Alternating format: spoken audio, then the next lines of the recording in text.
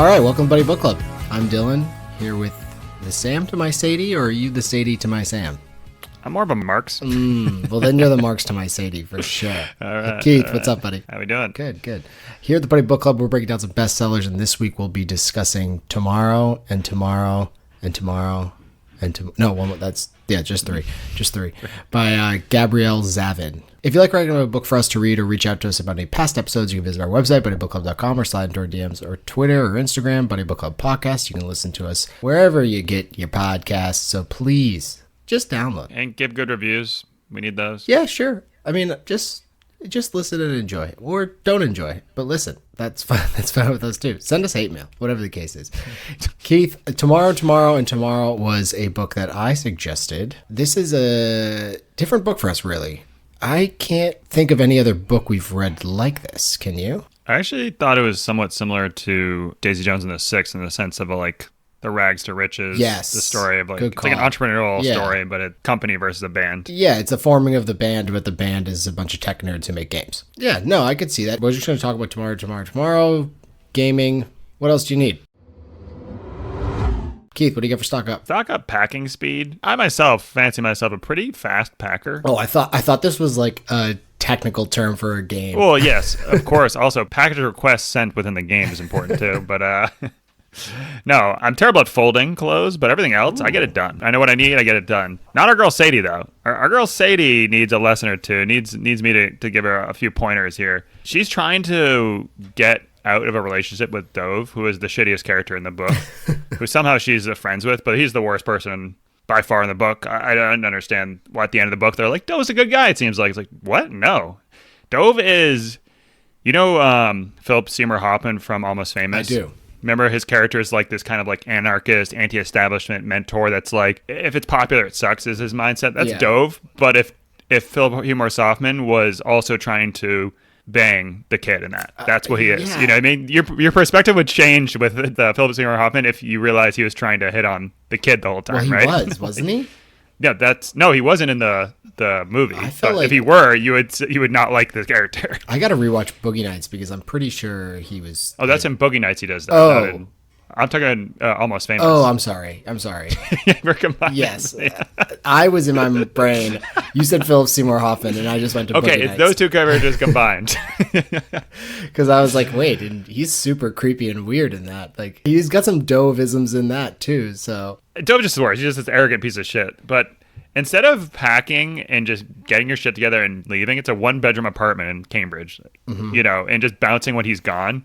She's like, hey, I'm leaving, by the way. And then she says, like, she packs over the next 3 days until she leaves and then has him drive her to the airport. I'm like, what are we doing here? You don't owe him anything. Just rip the Band-Aid off, get the fuck out of there, and call her from LA and say, oh, yeah, I moved out. You're a dickhead. See you later. Yeah. Like, what are we doing? I did find it interesting that you referred to it as quote-unquote banging, which means that whatever they were doing is very common and normal to you. That's just sex. Yeah, by banging, I think you mean sex. And by sex, if you're equating sex to whatever they were doing, like, hey, I'm not going to yuck anyone else's yum out here. If that's what, we don't do that. If that's what you're into, let your freak flag fly. But I'm just glad that that's normal for you. Because for me, I'm a lights off missionary, penis through the pajama pants kind of guy. So. Yeah. Also, they're using real handcuffs, by the way, which is kind of weird to me, right? That's not. You've been to a store and the you've fuzzy seen them, ones, right? You get the fuzzy ones, right? Yeah. There's a thing you can just take them off if you need to. They went to like the police department, like they were gonna buy some of these handcuffs and like they're hurting her wrists on them. I'm like, what are we doing here? I'm sure there are in sex shops like ones that have rubber on the inside or something that's less abrasive, so that even if things get a little out of control, you're not going to show up to work the next day looking like you just tried to escape from the back of a police cruiser. Right? Yeah. Well, isn't that a Stephen King book where like they're doing the same thing and the guy has a heart attack on top of her and she like can't get out or something? No, What's but that we called? should read that. Yeah, there's a movie on it too, which I don't have no idea how they made a full movie on that. Why bury the lead here? First stock up is just gaming in general. Yep. We both game. You're probably a more consistent gamer in terms of playing different games. Like I pretty much play one game, except I did get obsessed with Red Dead Redemption 2 for a while. The book is based around it, which is interesting because I've never read a book that's based around it that I can remember. And in general, gaming, it's a great icebreaker. Chicks dig when you can make Mario slide on the pole. Was there any innuendos there or no? Nope. It was just No. Okay. I mean, hey, I've played I play Mario with my nephew's obsessed with it. He's 6. He's obsessed with Mario. And the best part about when you play with a kid is you never have to like pass back and forth. Like they'll play for a little bit and then they see you play and they're like, "Oh no, you just play, I'll watch." Which is perfect. That's exactly what I want to do. I hated when you were like a teenager and you had to pass the sticks back and forth. I hated that. But if they see you like hit that top of the flagpole, kids are like, "Holy smokes, how did you do that?" Like they don't even understand. So you kind of are a god. So another stock up to gaming right there. And it helps you reconnect. You know, you can reconnect over past games. The amount of sleepovers I had where we just played GoldenEye, Super Smash Brothers, maybe some Mario Party mixed in there, a little Star Fox Battle, obviously Mario Kart as well. Just great times. I mean, I even played like Legends of Zelda Ocarina of Time with a friend where we were both playing on our own, but then we were together. You know, we'd like help each other through whatever temple they were in. And, you know, Dan Shapiro, I'll never forget the kid just because of those memories. And so, yeah, gaming, it's great. We grew up at the best era ever, too, because nowadays you don't need to go to some, I'm assuming, like kids don't go to other kids' house to have a sleepover to do the split screen, you know, 4-person so GoldenEye, which is like, yeah, that's my best memories as a kid is doing that, you know, like going over, like getting like a LAN party essentially going where I don't know if people do that anymore. Yeah, I know. And then Halo 2 hit right when we were in college, which that might have been bad because I made no friends my freshman year of college because I just played with all of my hometown friends on the internet, which was like kind of a new idea that you could then play these like connected games. But yeah, those times are great. The amount of sleepovers you had where it was just, you know, play all night. What else do you have for stock up? Chain of Screaming theory stock up. Huh? What? I'll explain it. I know you're not a How I Met Your Mother fan, but this is a theory that's presented by Barney Stinson, one of the characters in How I Met Your Mother. I'm a How's Your Father fan. Get out. But anyways, the theory is essentially that the higher up scream down at the people below them, and then they scream below them. The subordinates scream to their subordinates. And essentially down the line it goes. And that's what happens in this book. And I'm not sure if this was like a point from the author to show like, hey, these people are under a lot of stress, so they'll yell at people for stuff that they're getting yelled at. But there's a few instances of it. One is like Sadie just dresses down a TSA agent who's like, "Oh man, I like video games." She's just like, "You didn't think I could make them because I'm a blah, blah, blah." And she's just like yelling at him, and I'm like, okay. I think she did that in her mind, I think, and then she just well, that was like a daydream. But yeah, I know what you're saying. Still counts. I thought she did it for real. And then Sam picks up a dog he thinks is like a wolf, and like it's this huge dog, or coyote. And he brings it to the vet, and the vet's like, "Oh, like, yeah, it's not a coyote. It's a dog. But like, here's how you can tell." And he's like, "Oh, okay." And then some person comes up and is like, "Holy shit, is that coyote?" And he's like, "What are you, a fucking idiot? How dumb are you? How would you not?" And it's like, you just were told this. Like, why are you yelling at this person who doesn't know? You literally were just told this. Well, they did like slut shame his dog pretty much by saying, "Oh, get out of here! There's a coyote! There's a coyote!" Like, you could have. He just made this mistake, literally, like a day ago. Like, how are you possibly going to be yelling at people? I don't know. Like, you should be like, "Oh, he's like, I know he's big, but he's like, he's a sweetheart," and then like show them, and everyone's gonna be good with that. I don't think he was big. It's not the point that he was big. He looked like a coyote. Like coyotes aren't big; they're small. Oh, did you read this book? I'm confused. I don't get it. What is the difference between a coyote and a dog? Other than their shoulder blades or whatever they said in the book. Shit rolls downhill on you right now. I'm gonna do whatever you're saying. I have one more example too. Sadie shits all over Sam because Marks dies, and she's like, "That does like happen. how would you like? You don't know what it's like. It's the worst thing ever." And she's like, "We need to get the company back going, or like everything's gonna die. Like we just need you to chip in here or do something, you know." And he's like, "I know we have to, like, it's tough. We got to go back to normalcy."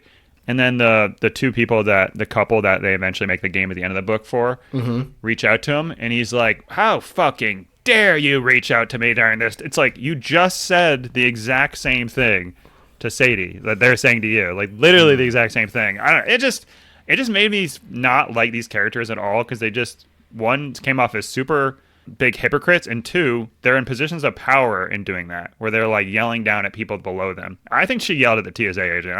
I don't care if she didn't. Even in her mind, to think that means she's a shitty person in my mind. Yeah, I know you're serious, but I'm just want to be. Are you super serious, or are you like #content serious? About what? The theory, just mostly the. Oh, I don't like the theory. I hate the theory. I'm saying the theory that it's something that happens is perpetrated. Is that the word? Yeah, it's a word. It's shown in this book clearly that it happens. Yeah, which I don't like it at all. I think people that are a higher above should be the most patient. They have the least amount of stresses of anyone, in my opinion. Like the person that's a TSA agent who has to wake up 9 to 5 and fucking have a terrible job.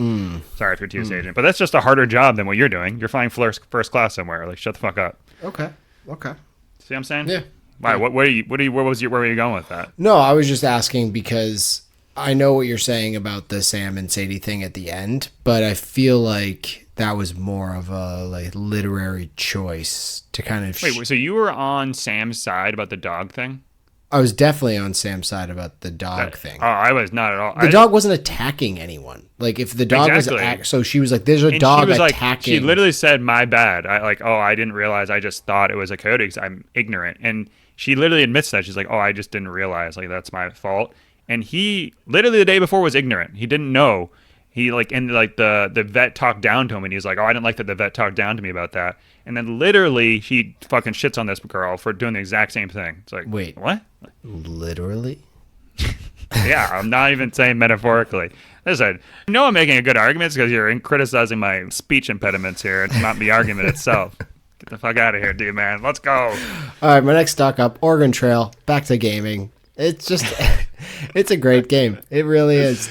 You get to play it in school. Like, how great was that? They'd let you play Oregon Trail in school. As if it was like an educational game. Are you going to talk about anything about the book? Yeah. I'm like bringing up points of the book. You're like, whatever. Let's talk about gaming. Did you ever play the original Oregon Trail, like before it got fancy? Of course. That one, the hunting style was better because you could move around. You know, you could like move your character around. But outside of that, not that great of a game. But I did enjoy that people used to die of dysentery all the time. And at the time, I had no idea what it was. I thought it was like typhoid or whatever the other things you die from. But I'm glad that they were clear. So you want me to talk about the book? I'm glad they were clear in the book when they said that dysentery is just diarrhea and you die from diarrhea. So, thank you, Gabrielle, for clearing that up for people that didn't know what dysentery was. Because I didn't really know either. Yeah. Big problem during wartime, too. And there's another game that was similar. It was a ship like pirate game. Oh. And it was very similar, but like instead of hunting, you would like go out and shoot other ships, and it was just battles there. Yeah. But I always died from scurvy, which I found out. Yeah, so it was very similar to dysentery. So I would always like load up on fruit anytime I went to port. You know, Smart. you gotta load up on that fruit, get that OJ. You know, I think I died mostly in Oregon Trail because I hated paying people to ferry me across the rivers. I hated it. It bothered me. I was like, I'm like, we're fording the river. We are fording every time. We're like, it's 20-foot deep river. Like, there's no way your oxen are gonna make it. I'm like, we're fording. Doesn't matter. It's free. Is it fording? I would have bet my life it's forging, but I couldn't read at that point either. So is that's what it is? For sure. Like Tom Ford? Sure, I don't know who that is. Harrison Ford, like him. Isn't Tom Ford like the designer? Maybe. Yeah. I should have said. What's the main Ford name? Ford Automobiles? Yeah, what's the guy's name? Henry Ford? Yeah, Henry Ford. Damn it. Hank Ford. Yeah, top 5 in games, in school games, along with the Number Crunchers and Gizmos and Gadgets. What else you got for stock up? How many other stock ups? Oh, okay. I think I got a bunch then. Acting as if. So once Marks dies, it's tough. You know, everyone's feeling it a little bit. But Sam, who's a cantankerous person, probably not the most social person and has a tough time connecting with people, I guess is the bottom line. He just decides, you know what, I'm just going to do a WWMD. You know, what would Marks do? This is a good thing that all people can take. It's just hey, maybe there's some shortcomings in your own life. We're all not perfect. But think about a person who is good at that in your life and try to replicate what they would do, because once he starts pausing for a moment and like considering other people's feelings, except for the two game designers that their reached out to him. perspectives. Well, he does that at the end. He eventually gives them the time of day and apologizes. Sometimes you just have to act as if. You don't have to believe it. You don't have to believe the things you're saying necessarily, but if you just say, hey, what would this person do? You can become a better person, and that's what happened to Sam. So stock up acting as if. He also kind of like similar to with Jesus, he renamed himself just Mazer, and he's like, I only go by that name now, like Jesus. So good for him. Yeah, I guess he's trying to be that. Yeah, I didn't know his name was Samson, I guess, until midway through the book, and that's a great name. So I would have... Climb into the moon, Samson. Doctor said I need a backiotomy. My other stock up is a story that doesn't have a romantic relationship as the backbone. So I feel like most stories, that's the gist. I'm excited for our 100th episode when we get to watch 50 Shades of Grey. That's episode 69. Oh, that's 69. 9 episodes away. Sorry. Yeah, Holy 9 smokes. episodes away. Got to get that on Libby early. You're not buying it? You already have it. You know you have it already. You're pretending. I hide it behind my Twilight books. But, it's nice to know that you can have a story without this romantic relationship being at the forefront. Granted, there are romances within the book between all sorts of folks, and there is some level of, the idea of romance between Sam and Sadie, but it's really just about their friendship and their collaboration. I mean, Sadie even says lovers are common, while true collaborators in this life are rare. So, Keith, I'm just going to say here, I'm glad we never became lovers, because we are true collaborators, and I would fear that the intimacy would really ruin what we have, which is a different level of intimacy. Maybe even more intimate than if we had either of us had penetrated the other. So you can be intimate without penetration, kid. Come on. I mean, what? Yeah, look at Anyways, Christopher Reeves. I never thought Sam and her had any chemistry. Even like their first interaction rubbed me the wrong way. Their friendship didn't have any chemistry. No, yeah. Well, the first interaction, Sam's like, just hasn't seen her in like whatever years. He's just like, just skip class. Just skip. It's like, no, when you're like going to someone to get them to do something, you put yourself out there, not the other way around. It's not like, this is what I need you to do. You're gonna skip class. You're gonna cancel that. We're gonna go here and you're gonna do what I want to do. It's like, no. When you're offering something up, you need to be like, yeah, whatever you want to do. What time are you free? That could have turned into a romantic relationship if he pulled a boss move and she was like, oh, my train's coming. I can't look at this magic eye anymore. He's like, don't worry about it. And just rips it off the wall and gets on the train with her. He's like, we'll look at it on the train on the way to your class. Boom. Sex. Done. Yeah. Well, I guess for her, she wanted a more dove thing. He'd have to like beat her over the head with it. And then, okay. My next stock up, community service. So you had to do community service in high school, right? I think everyone did. Mm-hmm. I was not as good of a person as I think I am now as I was in high school. Granted, I did all of my community service, but it was... Wait, are you saying you're better now than you were in high school? I think so. I'm a better person now. Okay. Well, the male brain doesn't actually like finish forming until they're 25 or something along those lines. So the idea of me being a 16-year-old idiot is fair. I'm okay with that. What about the female brain? I actually don't know. It's around the same time, but it's earlier. It's earlier than 25. But community service for me at the time was all about gaming the system. Kind of like what Sadie did here in terms of she just spent the whole time playing video games with her friend and was like, oh, I had to go to the hospital. So there we go. 600 hours. She got an award for it and actually accepted it. But like, imagine the kid who had 250 hours like digging wells in Tanzania and Sadie comes in like getting an award straight out of the Star Wars movie, like just getting this award, and the person sitting there, calloused hands, fingertips Chewbacca bleeding. Yeah, exactly. Like, what the fuck? I know she just was in this hospital playing Mario with her friend. It's a bunch of bullshit. Right. But I in high school did like lacrosse camps and stuff like that for kids, like for free. Which is also like the people who run the camps gaming the system because they're collecting paychecks from these families and not paying you anything. But it was, it was a win-win for all of us because I didn't have to do terrible things. But I mean, if it were a free camp, it would have counted way more. Yeah, that would have been better. That would The have been fact better. that they just were taking advantage of you essentially. What did you do for community service in high school? Did you like teach other younger swimmers how to shave their armpits and stuff? Did a lot of Special Olympic stuff. Oh, nice. I was way well over my hours. Like I didn't need any more hours. But my favorite teacher, I might have told you this before. My favorite teacher Oh no. I was know like, where this is "Hey, going. Was his name Dove? no." He's like, "We need people to shovel elderly people's steps. When it snowed. You've already referenced it multiple times, but I swam. So the only way I could go is I'd have to leave early, like drive over to that place and shovel, and then come back for swim practice. Yeah. So it snowed a few times. I would leave, go to shovel it, and then come back to swim practice. Yeah. I went like 3 times, already shoveled. Doesn't give me a call, doesn't give me anything. And then from then on, I was like, all right, well, I guess that doesn't need me. So I just stopped going.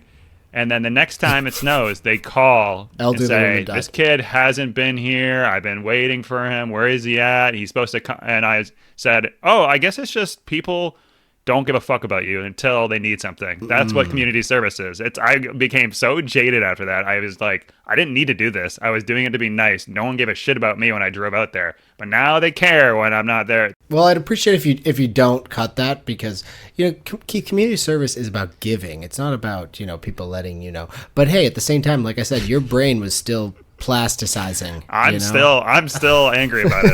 I can tell. Clearly tell. My last stock up is, and we kind of talked about this, or at least beat around the bush, emphasis on beat, is toxic relationships stock up, because I would argue that Sam and Sadie have a fairly toxic relationship. I mean, they're at the point after Ichigo, and from there on out, it's pretty much they can't talk with each other in a collaborative style without fighting. Like, yes, they end up getting good work done, but they just are always fighting. And obviously Sadie and Dove have a toxic relationship as well. I mean, but at the end of the book, both Sadie and Dove and Sadie and Sam are like BFFLs, which stands for best friends for life. So I was kind of taken aback by that. I was like, wow, Dove did some like really fucked up shit, especially. I mean, and I did appreciate that he always asked for consent, except for that last one where he didn't really, she just said like, okay, fine. It's, I know what's coming. Like, how could you then have a relationship with people? And I do understand the idea of like time heals most wounds, and I don't say all wounds because it definitely doesn't heal all wounds, but you have perspective maybe later on when you're in your late 30s about a relationship you had in your 20s, but you were like we've already talked about, like her brain was still forming, and this guy used his influence and like the fact that he was her teacher and like super successful to allow him to put wine bottles in her butt. And I made that part up, but I feel like that definitely happened. And Sam and Sadie, they just don't work well together because they have all this weird baggage that they refuse to let go. So it's emphasized a lot that this is a male-dominated field, that like women don't get a lot of chance. And your first person that helps you out is in it for sexual relationships. It's like, oh, that's not a good look at all. Like that's pretty terrible to have that as a mentor. Like, so you should never talk to that person again, probably. But instead, she's like, we're like best friends now. I'm like, huh. Yeah, okay. And like the whole time between that, it's just like they're like, Dove's an asshole. Like Mark's like, Dove's an asshole. It's like, yeah, Mark. If I was Mark's, I'd be so pissed. Like Mark just doesn't seem like that kind of guy that gets super angry. Well, she gets pissed at Sam because Sam is like, hey, we should, like, this guy's video game's pretty legit. We should like use his engine. And she's like, oh my God, you made me go talk to him and then made me do that relationship for 3 years and then made me call him 3 months after we broke up. And it's like, what? You did all these things yourself. Yeah. Like, can you wake up? Like, what are you talking about? Yeah, take some ownership of your actions for sure. And are you team Sadie or are you team Sam? And it's so hard because I feel like the whole time they were arguing back and forth. And there's definitely some gray area, which I appreciate from the author here, because no one's right, no one's wrong, everyone's wrong. Kind of thing. And I appreciate that kind of mentality. But in general, are you team Sam or are you team Sadie? I'm definitely team Sam. I mean, at first I hated Sam because of him whining about the community service thing. So I didn't like him in the beginning. I was team Sadie. And then it definitely switched after she, like I said, she got mad at him for it seems like he didn't even know. And even if he did, be like, hey, we need to launch this game. Go talk to your boy here. Like, that doesn't mean you need to go back into a relationship with him, and then she blames him for that. And again, she's still angry at him, and then talking to Dove while she's still angry at him. So what are you angry at him for? I was 100% Team Sam, and Sam actually went through shit. He actually is in physical pain. He's like had a really tough upbringing, which he kind of brings up a lot, which is annoying. But like, at least you can empathize. Oh with my Sam God! a bit. Get over your foot, which the bone is sticking out of. Like, kick the soccer ball, Sam, for Christ's sake. Sadie's biggest problems are what other people think of her, not her own issues. So it's like, well, how can you empathize with someone like that? Like, she's like, well, people don't respect me. It's like, who cares? Yeah. Like that's not a problem. That's just your own problem in your mind. I agree with you. I was Team Sadie at first because Sam's gripe and like the why he stopped being friends with her is, I can understand you being hurt, and he was a child, so it's fair. But I can understand you being hurt from that. But at the same time, it's like she needed 20 hours of community service. She was there 40 hours, whatever the number is. Right. But she was there for 600 and whatever. Like, obviously you guys are friends. Like, she wants to maintain the friendship. And Sam just like shutting that out and instead being like, no, he was just wanted to be upset about it. So like maybe that was just a part of his life that he wanted to be upset at because he didn't have like something specific to be angry at for the terrible fate life had given him, so that gave him some like direction for it. But at the same time, it's like, Sam, get over it. But then when Sadie starts blaming him for the Dove stuff, it's like, whether or not he knew, like, no one's forcing you to do anything, right? And you can use Dove's engine and have him as a producer on the game, but just, you don't have to be like, fine, Sam, if you want to do that, but I'm not talking to him. Like, you're the point of contact. Right. Right. Simple as that. It's like going to a bar. Someone's like, hey, you want a beer? And they're like, well, he should have known I'm an alcoholic and should have known I would have drank a ton from. It's like, what? You can't just like add up all the things after someone I see makes one reference. Yeah. And then later, what was the other part you were talking about? I'm sorry. No, sorry. I was in my thoughts while you were talking, which is important. When she was mad at Sam for like being the face of Ichigo and whatnot, and it's like everyone thinks it's his game or whatever the case is. I can totally understand. I mean, I can't understand from a woman's perspective, but I can imagine how that must be considering the industry and them just kind of looking at you like, oh, you didn't do so much, when Sam's really just the artist and you're the person that's actually creating this game. Like, Sadie, right. in my mind, worked harder on these games than Sam did. But Sam being the face of it, it's like, okay, well, one, you can be the face of it. You can go on these trips too if you want. You don't have to just let Sam do it. And then additionally, Sam never said like, oh, it's mine. He was always like, no, that was Sadie's. No, Sadie did that. Like, that's Sadie's game. When her game stunk and people like Sam's version more, she was mad because that's the case. But it's like, sorry, that's just the way it is. Like, people liked his thing more. It's not a big deal. It's not his fault. It's not his fault that that's the way it turned out. And she got then mad about him, the way that he was reacting to her grieving. And like Caroline and I, the wife here, but we talked about it too, because she was like, yeah, that was like fucked up of Sam to be like, come back to work. And I'm like, whoa, they were running a multi-million-dollar business. Like, yeah, a lot of people's lives are. Sam's grieving too. This is his best friend. Like, I know it's the father of her kid and her lover and the person she wanted to spend the rest of her life with. But Sam's grieving as well. But, people's livelihoods are at stake. Like, we got to keep this thing going. And it was as simple as him saying, fine, if you don't want to do it, that's totally fine. But, like, let someone else take it on. Right. And she was like, no, that's just what you want. Like, you want to take over. It's like, no, that's not it at all. It's like, damned if you do, damned if you don't. Yeah. Like, you got to give me one thing to do here, at least, Yeah, So I will give Sadie credit. She got it done. So she did. I respect that. She kicked ass. Yeah.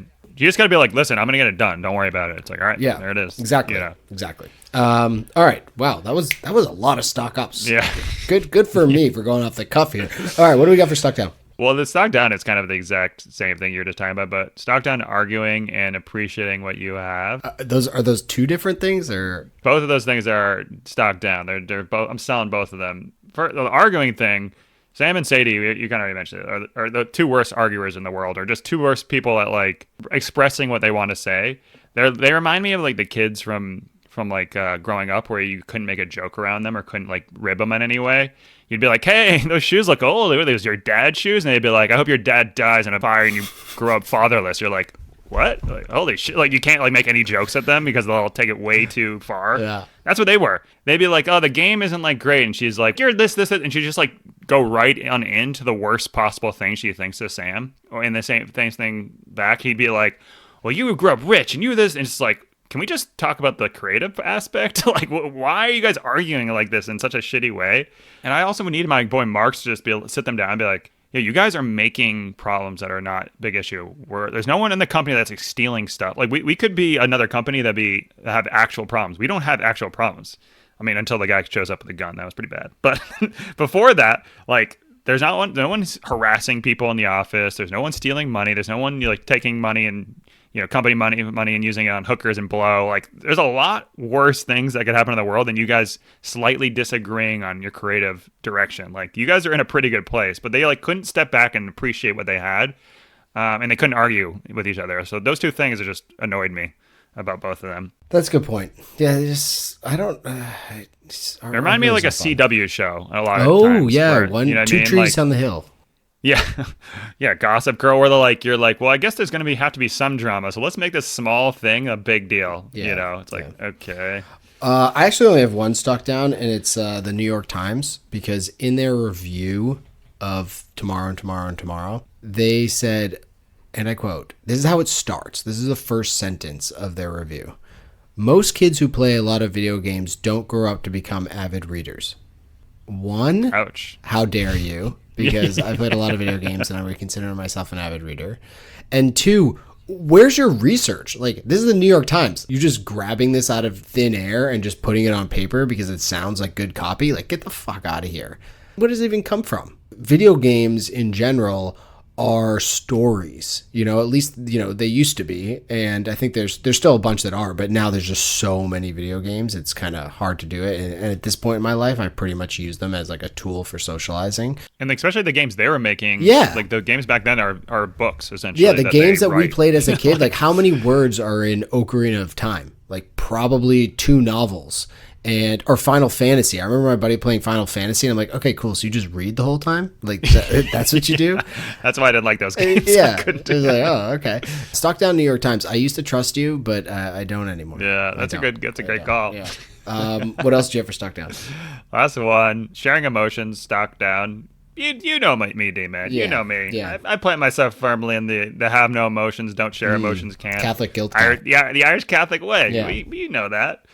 But I might change camps because both characters, they clearly have issues communicating with each other because they're just not sharing what's going on in their like heads in any way, which is fine if you just bury it deep down and do your job like Billy Belichick. But they were like not showing up to work or showing up late or like not doing things and then being like, well, it's because of these things. Like, well, express that. Like, you either have to express it or you can't complain about it and do your fucking job. One of the two. You can't be in the camp of like, they should know that my like foot's hurting. They should know that. That's why I'm showing up late. It's like, no, just reach out to someone and say, yo, my foot's fucking bothering me. I can't make it in.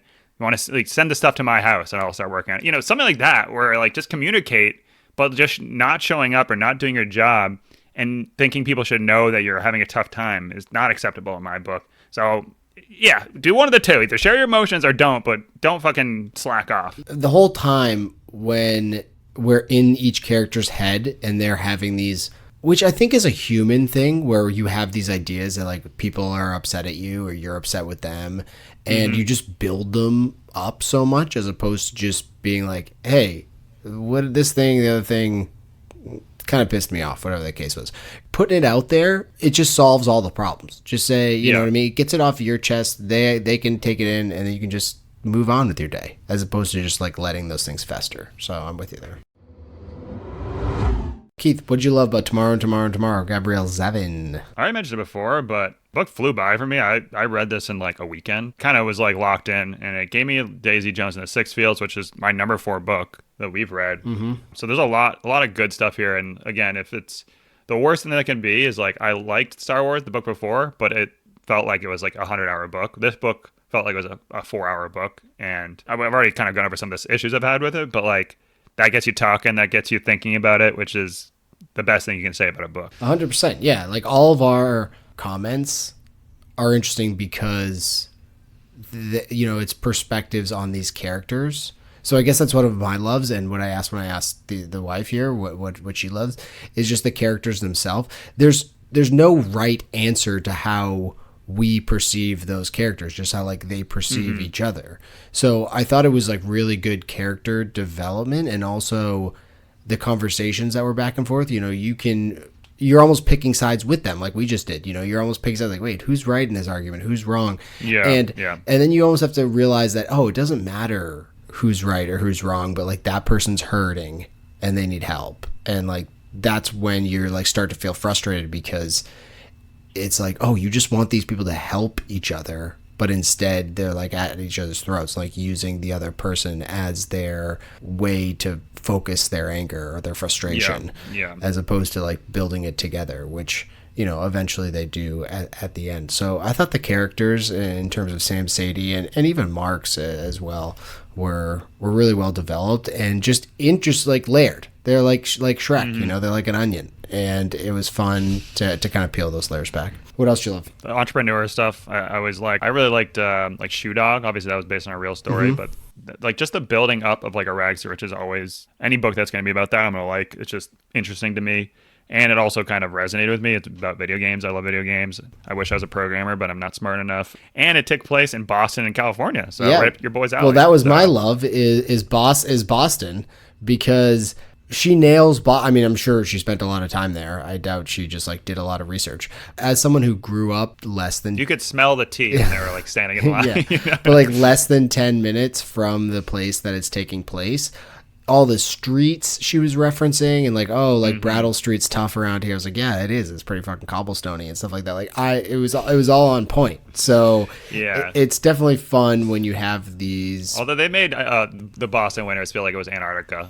It's not that bad. Come on, grow up. Yeah. Well, it depends if you're walking around with a foot that like your bone is poking out of. Well, if you grew up in California, you're not Boston tough. That's the fact. Yeah, it's clear as that. You don't have any Dunkin' Donuts out there, dude. Yeah.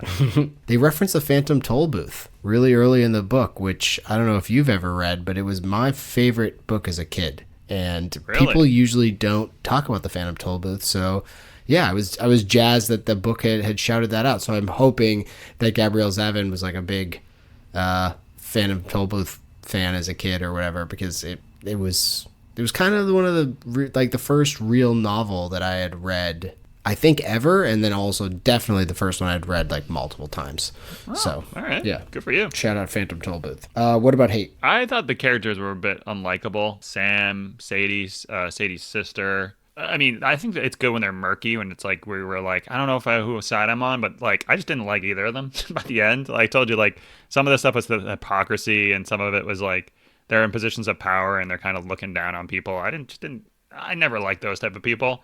So by the end, I didn't really like their characters. Yeah. Sam, you can at least empathize with a little bit. Him like being like, my name's now Mazer, and I'm like this symbol, and like I'm the face. It's like, all right, buddy. Yeah, and he had like he was wearing like coveralls, or like I think it was coveralls that he decided to wear, like straight out of a communist group, which I kind of like the idea of coveralls just being like your thing. Imagine if you just stepped into coveralls every morning, like that was it, just like a Dickies coveralls, like you were about to go to work as a mechanic. It's kind of a great... Is that supposed to be like kind of a great call. Apple guy?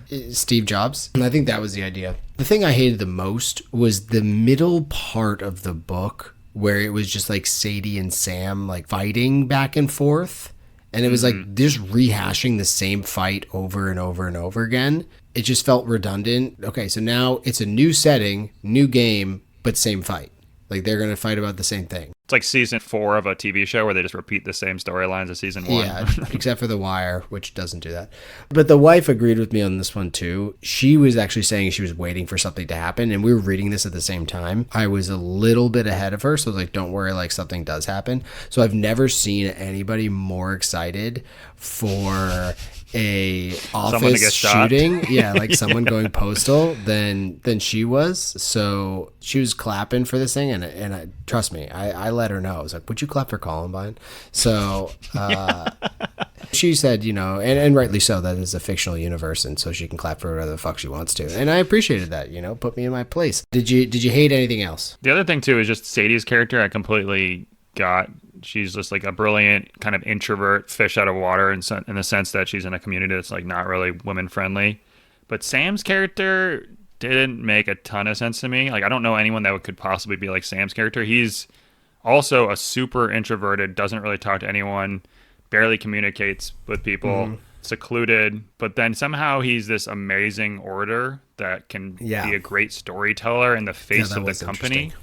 Do you know any person in your life that somehow doesn't talk to anyone but shines when they get in front of multiple people and then all of a sudden becomes an incredible storyteller also? It didn't make any sense to me. I would think that you'd want to put also Sadie as the face of the company. She's an attractive woman. She'd basically be like a Tiger Woods of the industry, right? She'd be like breaking all these barriers and doing all these things where like, holy shit, look how good this person is. Like that would be who you'd want as the face, no? Like, and she seems like she can communicate a little bit better, but somehow Sam is that person, which didn't make a lot of sense to me. Yeah, I think that's a good take. Sorry to just like completely change the subject, but what is your take on, as a gamer, on MMORPGs? Because that was a lot of what they were pushing at the end of it. What's your thoughts on that? I've never been big into the story stuff. Well, that's how the story, the MMORPG is what they got into. It's the massive multiplayer online role playing games, like World of Warcraft or something like that. Right. I don't know. I've never been into them. Yeah. I just don't. I think it's just a lot of time, and you need to be super into the story. Even though I know it's not a story, but like if it were Star Wars and they have one of the first Star Wars, then maybe I consider it. But like to be in a world all the time, you really need to love that world, which I don't really. There's nothing that's like need to be. Yeah, my buddy's brother was like obsessed with World of Warcraft, but he could have at one point sold like his character for. He's like, oh yeah, this character. And we were in high school. He's like, yeah, this character's probably worth like $2,000. And I was like, what? Like $2,000? That's like more money than I can imagine. He probably put 200 hours in, so that's worth $10 an hour. Yeah, probably more than that actually. So I thought that was wild that then someone could just like take your avatar and like be you. But yeah, I've never played any MMORPGs either. And then follow-up question: what do you feel? How do you feel about like story-based games? Considering that, you know, we've played Call of Duty lately because we have like the opportunity to like socialize as we're gaming, and you're a big Dota fan, which is more of like a chess in video game world. But these are like quick hitters, like it's not like a story surrounding it. Whereas like I played Red Dead Redemption 2 somewhat recently and like probably put 40 hours into it or something like that. And I had a good time with it, although I didn't say I think I was necessarily like compelled by the story. It was more of the like open world aspect. But what do you think about like story-based stuff? Yeah, I'm more of a skip the cutscene screen type guys. So I'm not like super, again, if it were a super compelling story, which I'm trying to think of, I played one that's Star Wars where it lets you choose the dialogue and lets you choose your actions. I thought that was kind of cool. Where so like you could be dark side or you could be light side, and you could like, hey, we can kill this guy or we can and steal his money, or we could help him against these bad guys. You can choose that. That's like cool. Like to an me. R.L. Stein, otherwise pick your own adventure novel. Right, exactly. Yeah, that stuff I can get behind. Otherwise, it's like, yeah, I'm here for a good time, not a long time. You know what I mean, or whatever the saying is. I think that's it. Yeah. My brother just came home from college and he has a PS5, so he gave me his PS4. I was like, hey, just, you know, if you want it. And I was like, sure, I'll play with it because he's got some games on it. And so I'm really excited because a bunch of the games are like story-based single-player games. He's got, you know, the new God of War game. He's got Ghost of Tsushima, which is, you know, the samurai-based game. And he has Star Wars Unleashed, which sounds super fun. So if it were a game, and they probably have these, but I wish that they had these where it's like a 4-player co-op where you all play together and it's a story. I think that'd be sick. You all discuss what's going on. Like it'd basically be a book club, you know, but with video games. That would like be cool. I mean, that's like D&D. If it was like D&D, but, yeah, right, yeah, which I guess so is like, kind of like what these MMORPGs are. But those are all by yourself. No, I guess that's true. Yeah. If you're with a group of friends, I mean, anything with a group of friends. I love how we started this by me asking you what an MMO, if you like MMORPGs. We both said no, but then we got to the point where like, actually, that'd be pretty sweet if you could have these cooperative missions, you know? All right, so do we want to cast the movie? Because the movie rights did get bought. They got bought by Paramount or something like that. They paid $2 million for the movie rights. It's going to be in the works. I didn't know if you had cast anyone, but I obviously did not. So I did Ezra Miller for Sam. I think that would make more sense for whose character Sam's character needs to be. So he's like Ezra Miller. You've seen him. He's like the Flash or whatever. Yeah. But he's a little bit eccentric, so you could see him being quite smart, but also like he could be in the front of a room and like galvanize a crowd type guy, right? Whereas like the Sam they have in the book, I don't think could do that. Where Ezra could, I could also see him being like an introvert. I don't know if you've seen The Wallflowers. Perks of Being a Wallflower. Movie there. Yeah. Actually, I don't think I have. No, I haven't seen the movie. I think that he would be more like that character, where in his small little circle, he's like can be like a leading voice, whereas in like the outside world, he like people think of him as a nerd or whatnot. That's like what he is. And then I also cast Sadie as Emma Watson from that book, also from that movie too. So give me Zendaya. Is that how you say her name? Give me her for Sadie. Okay, I don't hate that. Yeah. So who'd you have for marks? I had Ki Hong Lee. He was in a couple movies there that I've seen him in. He's a good looking dude. I've seen him in Maze Runner. That's where I remember him from. But I'm just looking him up. He's dreamy. So tomorrow, Keith, would you recommend this book to our listeners out there? Yeah, I also didn't really love the ending. I shouldn't put in the hates, but the ending seemed to drag a little bit, which kind of left a sour taste a little bit in my mouth on that. Just because it seemed like there was like no real ending. It just like went on for 3 hours of nothingness.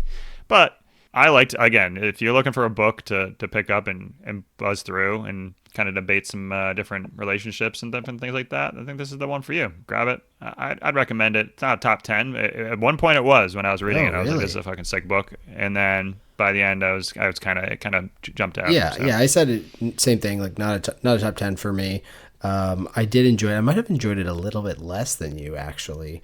It just, and I did think it was very readable. Like it was going by, and I was really, I was enjoying that experience. But I enjoyed actually reading it at the same time as the wife here because, we were able to talk about it, and it's fun to.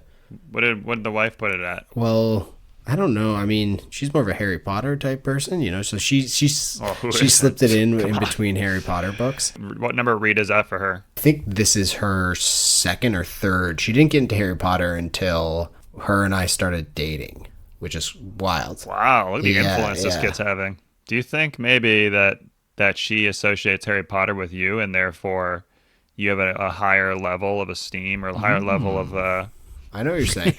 No, but what she did... That's marketing 101, kid. That's a really good job by you. She courted me by reading Harry Potter. So, I mean, talk about next level here. She knows I love Harry Potter, so she just like, and she started reading Harry Potter and then would use that as an excuse to like hit me up here and there. Like, this part's really good, and knows that I'm obsessed with it. So I was like, going to respond and be super happy. I mean, I'd respond to her anyways. But yeah, so she used that very advantageously. It's a win-win for her. She got to read Harry Potter, and then also was able to use that to get me giving her the twinkle in my eye. So, and other workplaces. I like how you're getting courted, by the way. When I bring up that this kid doesn't understand Hitch because he's never lived it, this is what I'm talking about right here. Mind you, I did with the SGF. I was like, you got to read these Harry Potter books. She's never read them, and now she thinks Harry Potter, Keith, they're linked now. It's like a good song with a brand. It's great marketing. That's all you do. Yeah. So in general, I like the book. Not a top 10. I think it's in the top half. You know what I mean? It's in the top half of books we've read. I liked how it was different. I liked the character development and whatnot. So that was tomorrow. We suggest you all go out and read it if you haven't yet. And what do we got coming up next? Are we going back to Sanderson? Yep, we're doing, and hopefully we get this one done by then, but the Mistborn, The Hero of Ages, book 3 of the Mistborn series. We've read the first 2 already on the pod, so we're closing that chapter. Will this be our first trilogy that we've like actually read in full? I haven't even read a second book of anything other than this one. Yeah, well, we did read the other Red Risings, or at least I did, but we didn't pop them. Yeah. Why? I don't know. Maybe we'll have to reread. But yeah, so we got Hero of the Ages coming up. We're going to see Vin going back, Lord Elland, all the good characters. So yeah, I'm excited for that. I'm already like 6 hours in, Keith. So I would say everyone enjoy the Memorial Day, but this will be released afterwards. So I hope you did enjoy your Memorial Day, and we'll catch you for Hero of Ages. All right. Bye now.